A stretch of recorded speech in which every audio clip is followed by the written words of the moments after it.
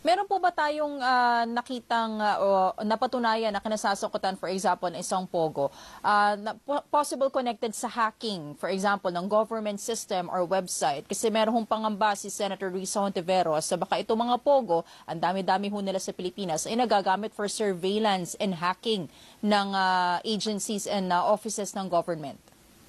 Sa ngayon ho, sinisimula na po namin yung investigation diyan dahil nga ho nabanggit po 'yan ni Senator Risa. And of course, hindi lang po namin alam yung investigation po o yung intel na pumapasok po sa mga counterparts po ng namin kagaya ng AFP and PNP. So kami ho nagsisimula na rin po kami na umanggulo doon po sa sinasabi ni Senator Risa. How about yung pangamba po ng ilan na baka may sleeper cells dito daw ho sa Pilipinas? Ito yung mga parang ordinary foreign nationals, pero yung pala ay naghihintay lang ho sila ng utos. May mission. May mission, oo, na later on sila magugulo or gagawa ho ng kung anong...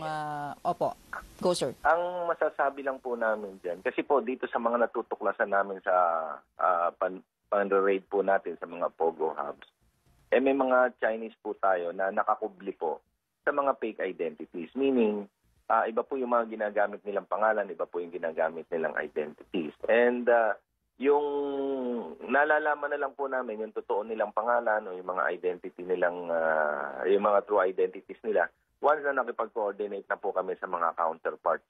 Like halimbawa po sa Chinese Embassy o kaya po sa Taiwanese Embassy. Doon po namin nalalaman yung mga totoong pangalan. At doon din po, nalalaman namin na may mga record po sila o ano po yung background nila bago sila pumunta rito. So, yun ho ang nakakatakot dyan,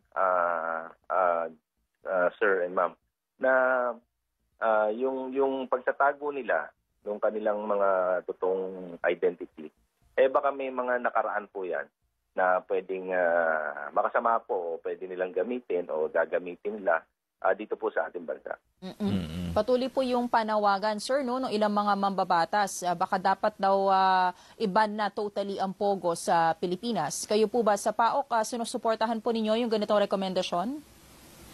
Sa amin po, pwede pong i-regulate muna kung talagang hindi po ibaban. Talagang higpitan po natin, lalo yung pagpasok nitong mga empleyado po ng pogo. Kasi nakakagulat nga ako, kagaya ng sinabi ko kanina, iba pala ho yung identity ginagamit nila pagdating dito. So, importante ho sa akin yung i-regulate po, yung kailangan inspection po at supervision dito sa mga pogos na ito. Kasi talaga naman may mga violations po at may mga krimen po talaga nung nangyayari doon po sa labas at sa loob po ng pogo.